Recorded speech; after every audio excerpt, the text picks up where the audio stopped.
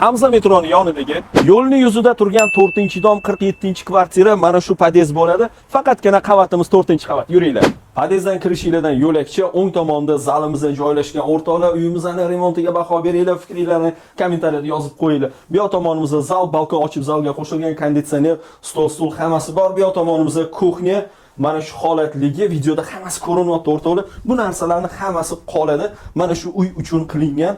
Ahamiyat beringlar. Hozir zaldan chiqib olsanglar, to'g'rida spalna, hojatxona, bu yerda vanna. Vannasini ko'ring.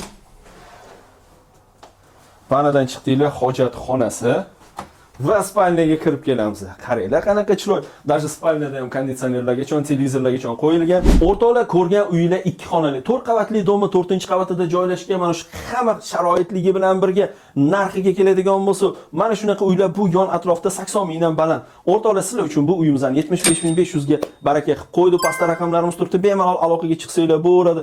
Mana shunaqa zo'r uy-joylarni yo'qotib qo'ymaslik uchun Uy-joy sitiga obuna bo'lib qo'yishni unutmang. Uy-joy siti bilan hamisha oson va qulay.